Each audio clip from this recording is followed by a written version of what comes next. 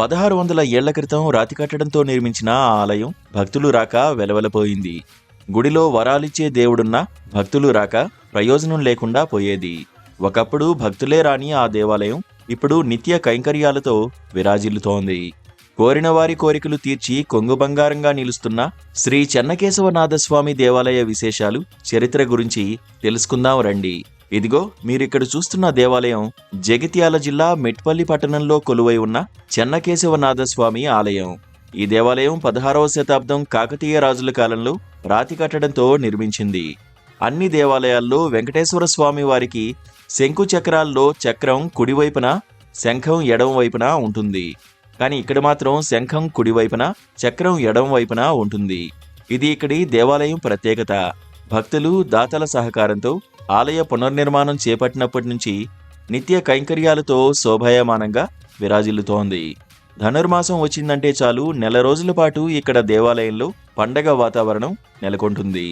వేకువజాము నుంచి భక్తులు వచ్చి పారాయణం చేస్తూ తమ కోరికలను కోరుకుంటూ భగవంతుణ్ణి ప్రార్థిస్తున్నారు. జై శ్రీమన్నారాయణ, జై జై శ్రీమన్నారాయణ. ఆపధామ భక్తారం ధాతారం సర్వసంపదాం లోకాభిరామం శ్రీరామం భూయో భూయో నమామ్యహం. జై శ్రీమన్నారాయణ, జై జై శ్రీమన్నారాయణ.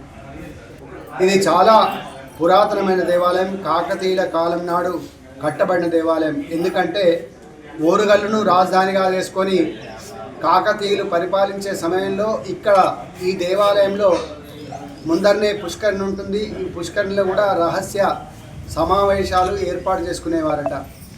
పోను పోను దీని దేవాలయము అంతా భక్తులు తగ్గిపోయి దేవాలయంకు ఎవరు రాని పరిస్థితిలో చాలా బాధపడే వాళ్ళం మేము.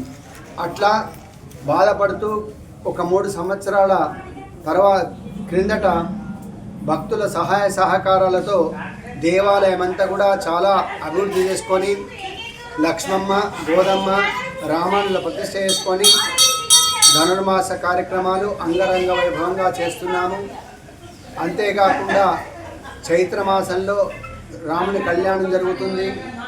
ప్రతి ఏటా దసరా పండుగకు నవరాత్రి ఉత్సవాలతో పాటు కార్తీక పౌర్ణమి వేడుకలు కన్నుల పండుగ జరుపుకుంటారు. అలాగే అన్ని దేవాలయాల్లో గోదాదేవి, రంగనాయకుల కళ్యాణం ఉదయం జరిగితే ఇక్కడ సాయంత్రం జరుగుతుంది. అంతేకాదు ఆలయ ప్రాంగణం ముందు రాజుల కాలంలో నిర్మించిన పుష్కరిణి ఉంది. ఇక్కడి పుష్కరిణిలో స్నానం చేసి స్వామివారిని వేడుకుంటే కోరికలు తీరుతాయని భక్తుల నమ్మకం. ఇక్కడి దేవాలయంలో ఎటువంటి కోరికలు కోరుకున్నా స్వామివారి అనుగ్రహంతో అవి ఇట్టే తీరిపోతున్నాయని భక్తులు చెబుతున్నారు. చెన్నకేశవనాథ స్వామి దీవెనలతో తమ కుటుంబమంతా పిల్లాపాపలతో సంతోషంగా ఉన్నామని భక్తులు చెబుతున్నారు. ఎంతటి కష్టం వచ్చినా స్వామివారికి చెప్పుకుంటే తొందరలోనే తీరుతున్నాయని ప్రగాఢ విశ్వాసంతో భక్తులు అంటున్నారు. ఎంతో ప్రాచుర్యం కలిగిన ఈ దేవాలయానికి ప్రభుత్వం నుంచి ప్రత్యేక నిధులు విడుదల చేసి అటు కోనేరును, ఇటు దేవాలయాన్ని అభివృద్ధి చేసినట్లయితే భక్తులకు మెరుగైన సౌకర్యాలు ఉంటాయని అర్చకులు అంటున్నారు. ధనుర్మాసంలో భాగంగా 3వ పాఠశాలని చెప్పుకున్నాము. అయితే ఈ ధనుర్మాస ఉత్సవాలు చెన్నకేశవ స్వామి దేవాలయంలో గత 6 సంవత్సరాల నుంచి కొనసాగుతుంది. అయితే ఇది చాలా పురాతనమైనటువంటి దేవాలయం. చాలా పురాతనం అంటే 16వ శతాబ్దం నుండి కాకతీయుల కాలం నుండి వచ్చినటువంటి ఉన్నటువంటి దేవాలయం అని మనకి ఇక్కడ అన్ని పురాణాల్లో కాదు కానివ్వండి చెప్తున్నటువంటి మాట. అయితే ఇక్కడ విశేషత ఏంటి అని అంటే ఇక్కడ ఈ దేవాలయము రాతితో కట్టబడినటువంటిది. అట్లాగే ముందర కోనేరు కూడా ఉంది. చాలా గొప్పనైనటువంటి ప్రాశస్త్యం కలిగినటువంటి కోనేరు. ఇటువంటి కోనేరు ఎక్కడా కూడా మన తెలంగాణ ప్రాంతంలోనే కనబడదు అనేటువంటిది నా ఉద్దేశం. అది కనుక అందులో కోనేరు మొత్తం కూడా రాతితో కట్టబడినటువంటిదే. అట్లాగే ఇక్కడ ఏంటి అని అంటే విశేషత చెన్నకేశవుడు అని అంటే ఇక్కడ ప్రతి దేవాలయంలో వెంకటేశ్వర స్వామి, ఆ తర్వాత రాముడు అంటాం, కృష్ణుడు అంటాం, అన్నీ అంటాం. వెంకటేశ్వర స్వామికి శంకు చక్రాలు అన్నీ కూడా చక్రము కుడివైపున ఉంటుంది, శంఖమేమో ఎడమ వైపున ఉంటుంది. కానీ ఇక్కడ విశేషత ఏంటి అంటే 2 ఉల్టా ఉంటాయి.